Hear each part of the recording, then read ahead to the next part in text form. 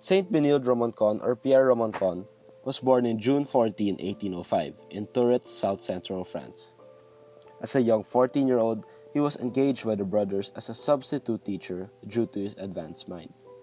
His parents were against his decision and the superiors were reluctant, but he eventually was admitted to novitiate on February 10, 1820.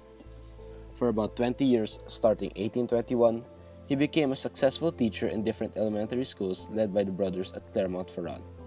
In 1841, he was appointed as the director of schools in Saugus, an isolated village in southern France.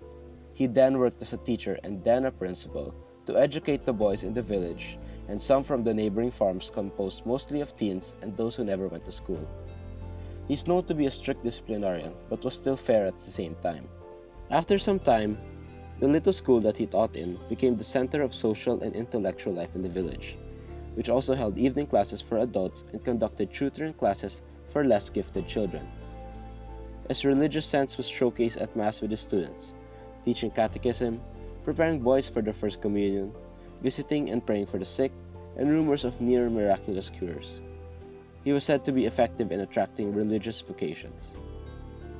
He then died on August 13, 1862, beatified on April 4, 1948, and was canonized on October 29, 1967. His sanctification was said to be attained by enduring the terrible daily grind and by doing common things in an uncommon way. So what were the Lasallian virtues that Saint Benilde Romancon exemplified? Well, first we have generosity and patience. Saint Benilde exemplified generosity in many of his actions. He was generous with his time and physical things. He was known to really spend time to educate young boys in their village, even if there were certain boys who were really slow in learning. He really allotted time for them, and that is generosity. That also reflects patience, because he did not give up on tutoring these boys even if they are hard to teach. Not only that, he would make sure to always prepare meals for all of his students who were hungry, and would convert robes to give his students as their coats and pants as well. The second Lasallian virtue that was exemplified was creativity. Saint Benilde showcased the virtue of creativity mixed in his vocation as both a brother and a teacher. In his lifetime, he introduced many new and innovative ways in terms of teaching the public. First of all, he admitted older people to class, which was strange during that time period. Next, he experimented with night classes, which was a big help to the adults who had various day jobs. Finally, he was able to create new clothes for the students by converting the brothers' old robes into wearable coats and pants for the children. So what were the social realities of his time? The social condition of France at the time was very miserable. French society was divided into three classes: the clergy, the nobles, and the common people.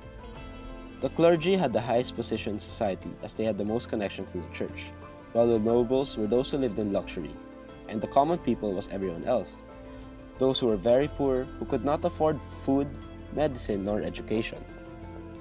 Since Catholicism was the state religion, the way to educate these poor children was ideally done through the connections of the church.